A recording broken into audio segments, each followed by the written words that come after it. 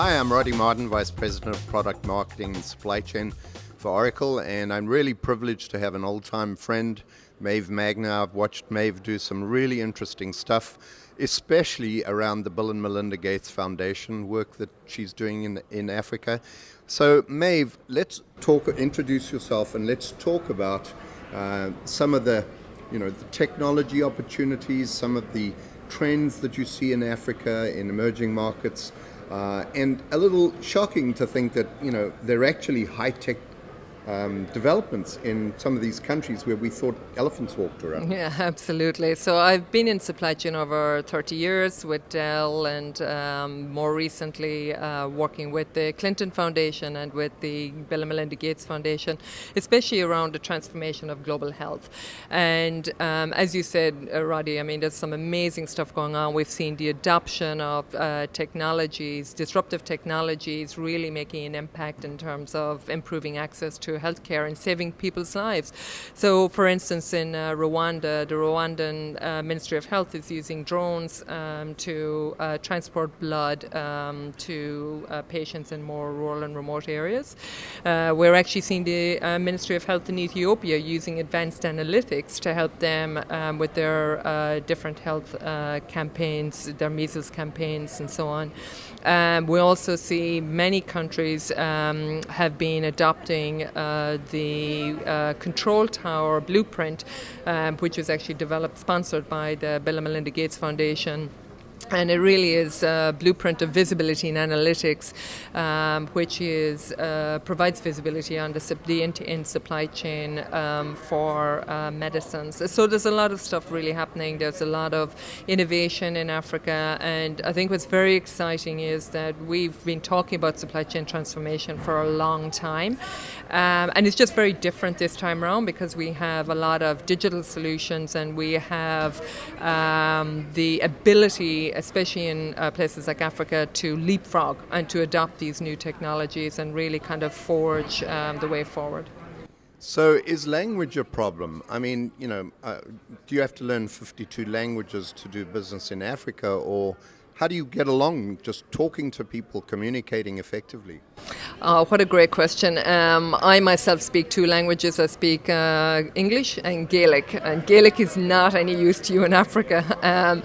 But I've been to many of the countries in Africa, and it has never been a problem. I mean, the ability to engage, even in the Francophone countries, to engage in English is there.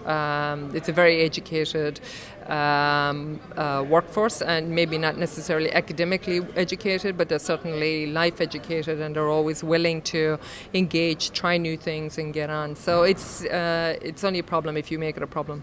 It's very exciting, and perhaps you can just tell for those people who don't know much about the van through the BMGF, what are the therapies that they focused on? Are they just focused on, in general, on healthcare, or have they focused on, any specific combination of diseases?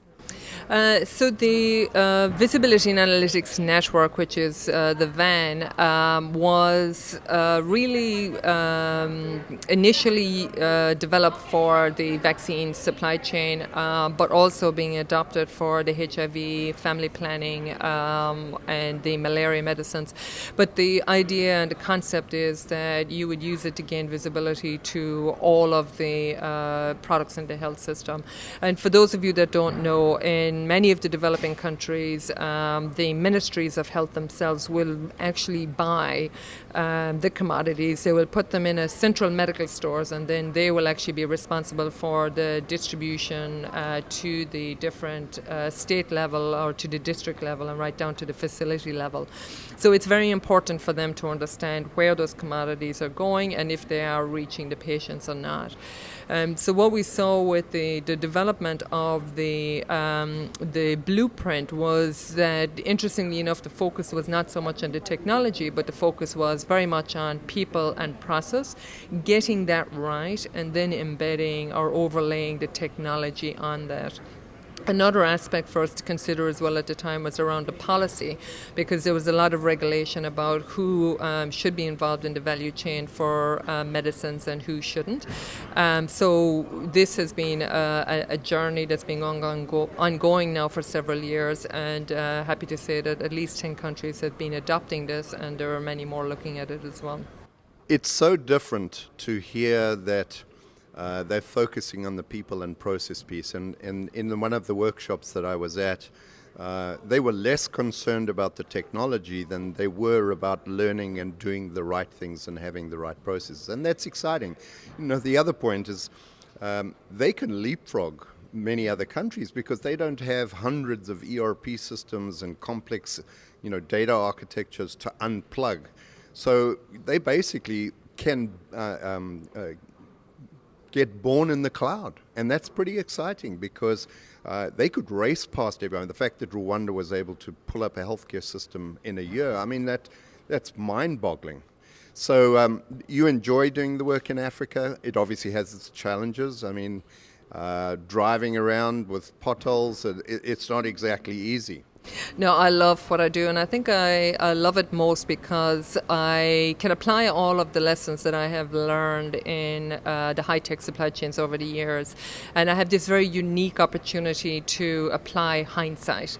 In addition to that, we do get to leapfrog. So not only do we get to identify some of these challenges and solutions, but we actually get to leverage disruptive technologies to totally leapfrog. And at the end of the day, this is about people's lives. People are actually surviving because of this. In Rwanda, they've been able to reduce the maternal child mortality rates by 70%.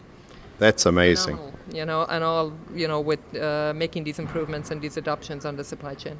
That's very interesting. Thank you very much, Maeve, and it certainly opens one's eyes as to the opportunities in emerging markets to do things differently and take some of the learnings that we have in the first world and go and apply them and get them working properly, maybe even better than what we do in the first world. Thank you, Maeve.